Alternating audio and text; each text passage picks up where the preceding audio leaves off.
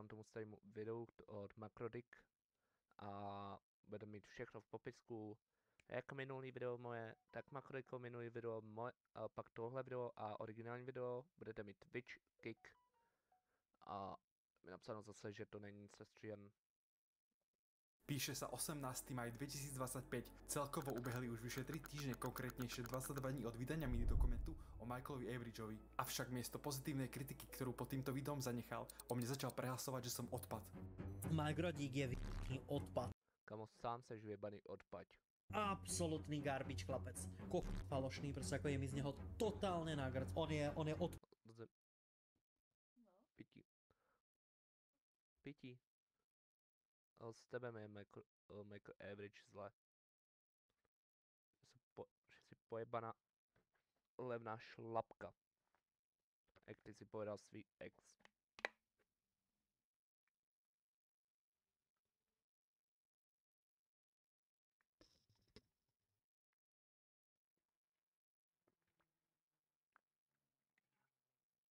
Porný človek pre mňa. Proste Magrodík je na entu. Ja ľutujem, že som ho nezabral na súd s tým videom.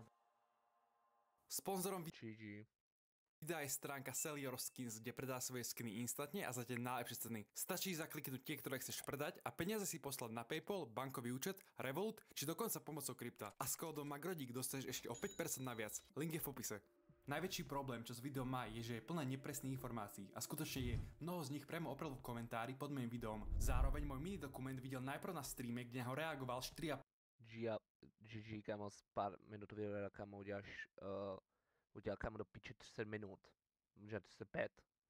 Má typek to kurva udělal, vole, 3 hodiny. pol hodiny. A ešte spravil ďalšiu 3,5 ještě k tomu. reakciu úplne na novo, ktorú nahral na Takže hodina 48 minut plus, no, vole, máš 5, máš vole, pomalu 6 hodin. Že 3 plus 4, vole, 3 plus 4 máš 4, vole.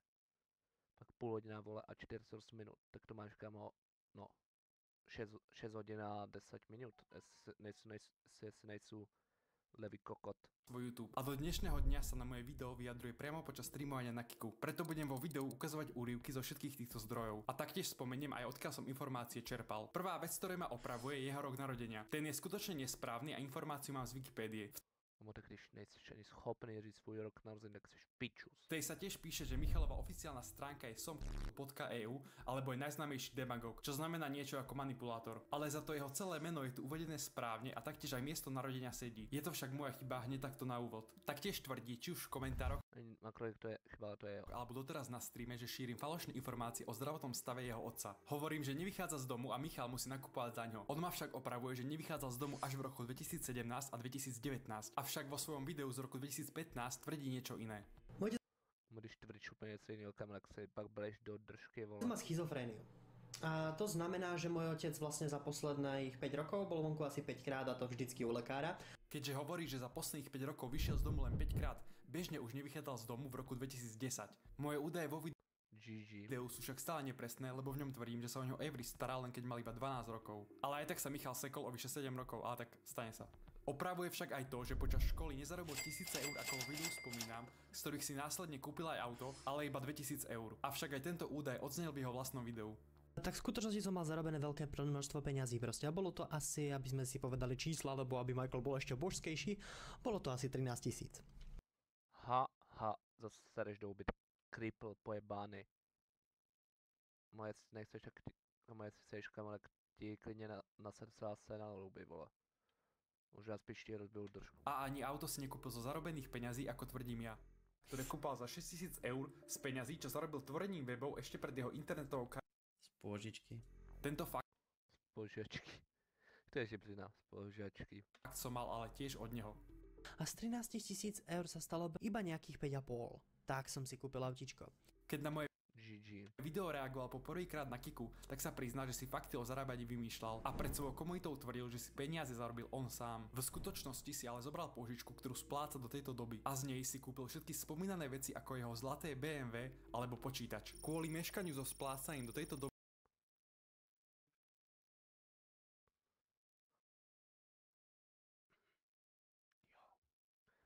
když si kamo pojeban kokot na spát, tak si kamo budeš vylízat klidně tvůj svůj kokot. By dlží ešte 6 000 eur a celkovo tak musí zaplatiť až 27 000 z požičaných 13 000. V jeho prvotnej 4,5 hodinovej GG.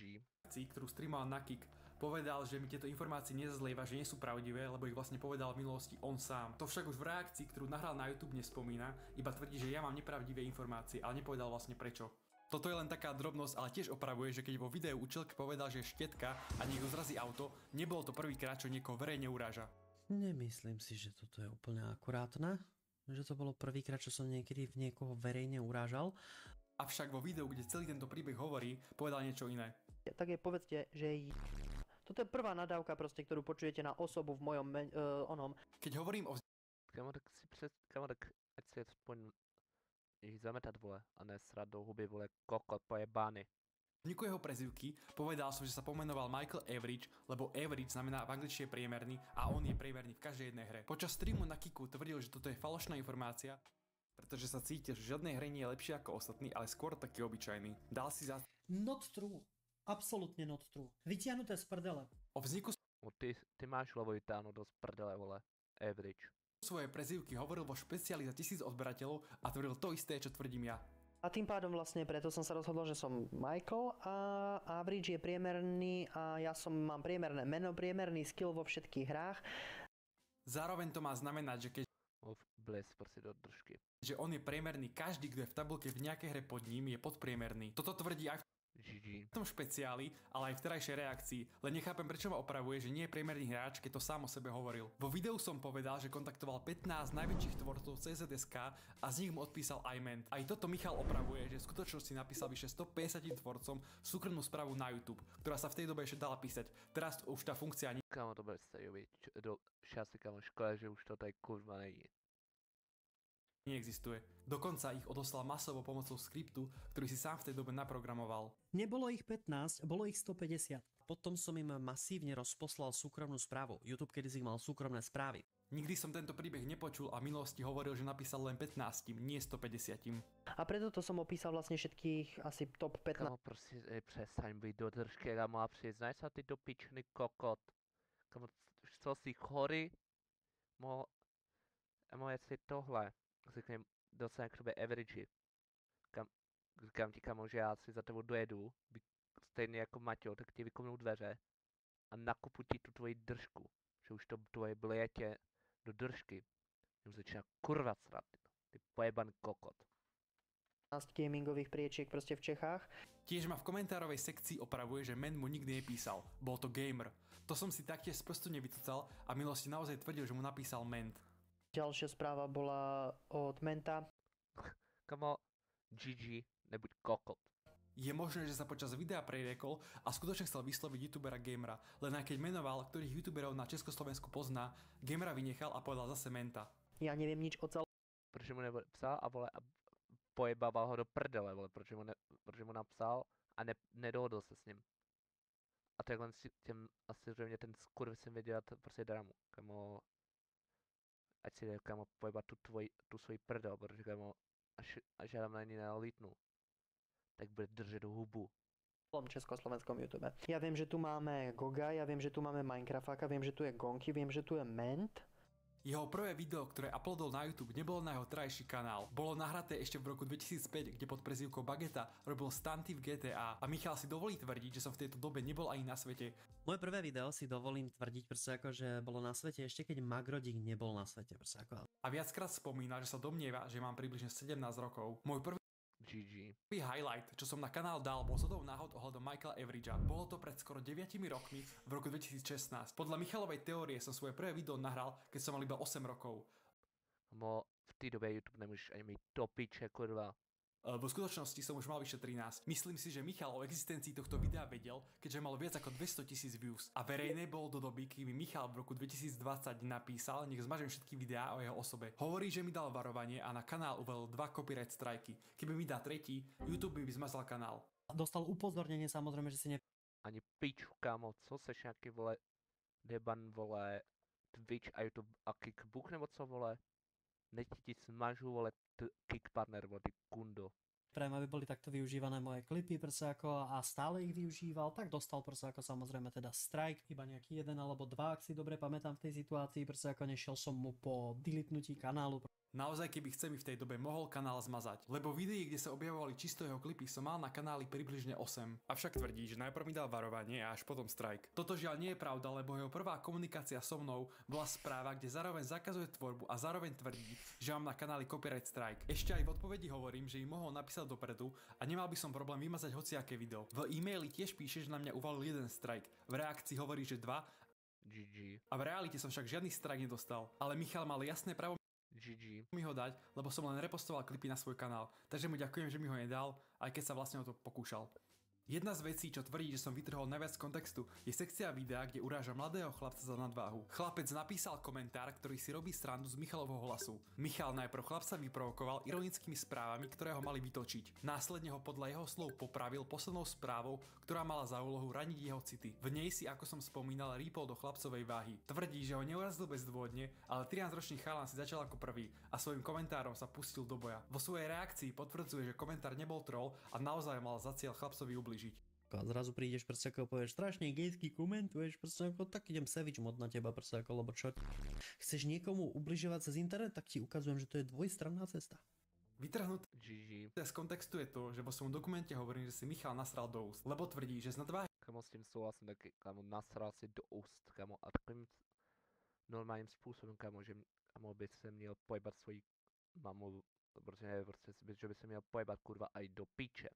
by sa sranda nemala robiť a pritom to on sám na druhých ľuďoch vypichuje. Nechápem, čo na tomto vytrhnuté z kontextu, keď ten komentár bol myslený vážne. Spomínal, že chlapec mal v realite nadváhu len pár kilo, ale aj tak to podľa mňa nič na veci nemení. Možno to len zle chápem, preto odporúčam pozrieť celé video a spraviť si na to názor sám. Ďalej si napríklad obraňuje, že na Resta neútočil bezdôvodne. Dôvodom bolo, že mu ľudia z Restovej komunity písali, že ho dorežú a podobné vyhrážky. Avšak Rest nie je zodpovedný za svoju komunitu a Ne, asi. nikoho takéto správy Michalovi písať. Vo svojom videu tvrdím tiež, že Michal povedal, že podľa pravidel Twitchu je zakázané vulgárne vyjadrovanie na druhého streamera. On však tvrdí, že také nikdy nepovedal. Slušný Michael, čo nedávno tvrdil, že vulgárne vyjadrovanie na druhého streamera je podľa pravidel To som nikdy netvrdil. Twitchu zakázané. V skutočnosti v celom klipe hovorí, že takéto vyjadrovanie je zakázané. Nevyskakoval ešte do iných streamerov, čo je taktiež zakázané proste v takýmto štýle strápňovania iných streamerov a podobne. Porušujem trošičku pravidlo aj ja, ale ja si to môžem dovoliť, pretože jednoducho ja poznám svoje rizika, on nepozná svoje rizika. GG. Vo svojom dokumente tiež spomínam nahlásenie bomby na ostrove v Trenčine. Vo videu hovorím, že starosta Zamaroviec prehlásil, že nebude povoľovať žiadne akcie na ostrove. Average ma však opravuje, že takéto starosta nikdy nepovedal a celé som si to vymyslel.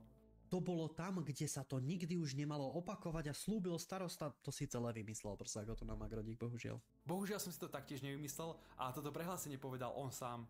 Taktiež sa rozprávali s predsedom vlastne Zamaroviec, ten už nebude tiež povolovať takéto akcie, budú Tak si kokot. sa snažiť držať oko na tomto všetkom proste, aby sa to tu už nedialo, aby nás už tu takto nejakým spôsobom neobťažovali, takže fajn, vyhrali sme. Povedal však predseda Zamaroviec, nie starosta, lenže predseda obce znamená najvyšší predstaviteľ, čo vlastne je starosta, aspoň takto definuje ChatGPT alebo aj Google, takže Michal sa možno opäť preriekol a mal na mysli niekoho iného. Ohľadom tej bomby tu je tiež taká maličkosť. Keď polícia došla pred ich panelák, tvrdím, že si páni policajti z otca začali robiť srandu. On toto taktiež popiera a žiadnu srandu si podľa jeho slov nerobili. Začali si z Michalovho otca robiť srandu. Nikto si z neho nerobil srandu. Týpek povedal, dobrý deň, mladý pán. Mne to tiež neprišlo, že by si nerobili srandu, len som parafrazoval Mišové slova, ktoré vyslovil on sám po príchode polície. Páni policajti neboli moc slušného charakteru, no si začali z otca robiť srandu.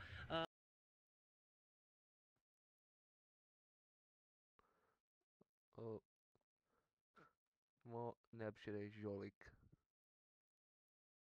By bylo taky dobré už si udělat nějakou jako aspoň. S tým, že mladý pán a podobné záležitosti, takže úcta nulová proste. Možno si postupom času uvedomil, že si srandu naozaj nerobili, ale bolo by ale vhodné uviesť, že v tej si to ešte myslel a preto som to tam uviedol aj ja sám. Ohľadom jeho otca opravuje, že odmietali jedlo kvôli zdravotným dôvodom. Za to sa ospravedlňujem, lebo som nevedel, aké jedlá mu k počítaču vtedy nosil. Jednalo sa napríklad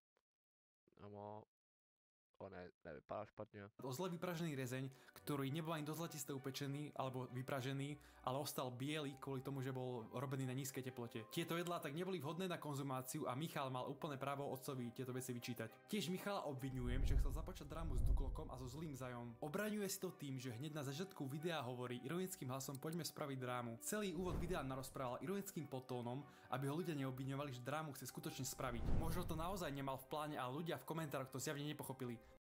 Asi. Takisto ani ja, alebo všetci ľudia, ktorí dali dislike na video. Tých je tam skoro rovnako ako lajkov. Chcel sa len vyjadriť, lebo mu vadilo, že tieto reakčné kanály zarábajú z tragédie a video majú speňažené.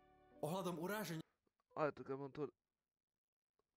Tak on normálne i potom vo tým škole tak ako všichni umia speňžení. vtedajšej frajerky, že je štetka a môže byť rada, že ju nebije, som nevedel celú pravdu. Hovorím, že prezradil, že to bola jedna celá veľká atrapa až na akcii v Košiciach. V skutočnosti to prezradil omnoho skôr priamo na tých streamoch, kde frajerku urážal. Bohužiaľ, toto som nemal ako vedieť, keďže som sa vtedajších streamoch neúčastnil a žiadny iný záznam, kde sa k tejto tematike vyjadruje, som nenašiel a pracoval som len s tým, čo bol dostupné. Ale aj tak som podľa mňa to najhlavnejšie povedal a to, že urážanie nebolo pravdivé, ako si mnohí ľudia doteraz mysleli. No a rád by som sa preniesol do súčasnosti a vysvetlil, prečo sa mňa Michal vyjadruje tak, ako sa vyjadruje. Na môj mini dokument vzniklo mnoho reakcií. Ja som každému, kto reakciu vydal, napísal, že nech ju dá do súkromných a dal naspäť do verejných až po 7 dňoch. Reakciu na moje video spravil aj Agrealu. Lenže jeho editor nemal v popisku videa žiadny e-mail, tak som napísal komentár, kde som žiadal toto isté. Jeho editor mi vyhovel a video nastavil ako súkromné a dal ho naspäť do verejných až o pár dní neskôr. Môj komentár tam však ostal a keďže už nebol aktuálny, tak sa ho vymazal. Michal si ho však stihol všimnúť a screenshotol si ho. Následne na streame 18. maja pozeral túto Agrealovú reakciu. Všimol si však, že môj komentár tam už není a tak svojmu chatu odhalil pravdu. Nedaj Bože, nepomazal svoje komentáre. Ja mám z toho screen. Agredik je jedna hnusná špina, to vám poviem. Môžeš to video prosím dať do súkromných? Michal mi tak vyčíta, že som pokrytecké hovado a ešte sa snažím zahrábať stopy, že som komentár nejaký napísal. Toto však nie je pravda, lebo pod posledný dokument o Žolikovi má v popisku napísané, že si neprajem reakcie od nikoho iného ako od tvorcu, o kom to video je. A má k tomu vlastne čo povedať a opraviť ma a zaslúži sa na to reagovať, lebo je to vlastne video o ňom. Aj keby drží hubu celé video, tak je to video o ňom a nech si ho pozrie aj dá na svoj kanál, je to podľa mňa v poriadku. Presne. Aspoň mohol by niečo opraviť, keď už si to pustí. A tiež plne podporujem, ak niekto reaguje na čas videa, ktoré je napríklad spomenutý a niečo k tomu dodá a to uploadí na YouTube. To ešte aj pomôže tvorcovi, lebo je veľká pravdepodobnosť, že divák ho to pozerá celé cez odkaz v popisku. Len ak si reakčný kanál pozrie video v plnej dĺžke, skoro nikto si originál nepozrie. A najväčší problém je, že ak je daný kanál väčší ako ten váš, sa najväčšou pravdepodobnosťou bude jeho reakcia ešte úspešnejšia ako vaše pôvodné video. Za tohto je často obviňovaný Asmongold alebo aj XQC. Kamo, zasrané legendy, kamo, dobré. Suzy Asmongold. A to nie je ani ich chyba, ale skôr YouTube a toho, ako funguje ich algoritmus. Dúfam, že každý chápe, že toto nie je nič osobné, ale tieto mini dokumenty, čo tvorím, sú veľmi časovo náročné a zaberú desiatky hodín na výrobu. Preto som sa takto rozhodol. A ešte by som sa chcel vyjadriť k tomu komentáru, čo bol pod Agrelovým videom. Takže niekto tu píše, že doslova je môj celý kanál založený na replaudoch a že Astatorovi vadilo, keď niekto nahrával jeho záznamy na svoj kanál, čo som robil aj ja, takže to je moja vlastná medicína. A ja viem, že mu vadilo, keď niekto zobral len záznam, ako napríklad hrať nejakú hru a celý ten záznam dal na svoj kanál bez nejakého editu, lenže ja, keď aj nejakú hru hral napríklad, tak som 7 hodín postrihal do hodiny a pol alebo hodiny a nikdy som celé záznamy neuploadoval, lebo som vedel, že mu to vadí. Čo som robil bolo, že som zobral záznam z jedného dňa, ktorý má napríklad 8 hodín a z neho som vystrihol tie najlepšie momenty a potom som tie momenty vlastne dával do jedného videa, napríklad kde sa vyjadroval k napríklad elektrickým autám, tak z toho som spravil jedno video, napríklad z 12 rôznych dní a 12 rôznych streamov, takže som každý stream poctivo strihal, akože nehovorím, že to je nejaká extra robota, tiež to není môj obsah. A keď si Astator založil vlastný kanál, kde tieto momenty dával on, tak sme si aj písali na Instagrame a hovoril, že je rád, že to chápem a ja som proti tomu nič nemal, som to úplne rešpektoval, takže nebolo to niečo také, že som robil na prieky. Akože stalo sa párkrát, že som uploadol video na svoj kanál, ktoré chcel aj on spraviť, ale to som bohužiaľ nevedel a za to sa ospravedlňujem. A keď mi hociaký streamer napísal, že nech to nerobím, tak som to nerobil a to neboli nejaké videá, ktoré by oni dávali na svoj kanál, lebo to povolovali niekoľko rokov, ako napríklad Rest. A Rest mi aj A to je dobré. písal, že odo mňa chce 1000 eur mesačne, aby som robil ďalej videá. Co prosím? Ja som mu vtedy poslal všetky screenshoty, že koľko peňazí z YouTube mám, že sa kľudne rozdelím. této době dám 1000 měsíčnímu sobě som mohl doplácet váčku. Ale to mi neuveril a ani mi neodpísal, lebo tiež neveril, že Monkey Cheap je moja stránka a mám z nej tak 30 €, lebo fakt už tá stránka nefunguje, ale fakt som z nej mal tak 30 € za mesiac maximálne, keď mal ten najväčší hype. A určite uznávam, že ja som robil chyby, keď som ešte v roku 2017, 18, 19 dával nejaké clickbaity, za to sa ospravedlňujem, a tak mal som 13, 14, 15, 16 rokov, takže mi jeblo na hlavu.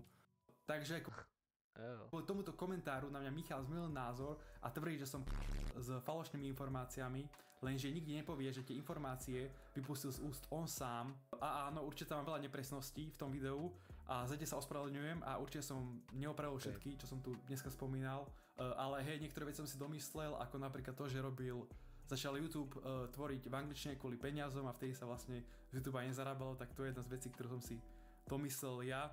Ale zase je tam mnoho vecí, ktoré mám podložené nejakým dôkazom. Dobre, to je asi všetko, čo som chcel povedať. OK. Tak tohle video tak končíme, čus.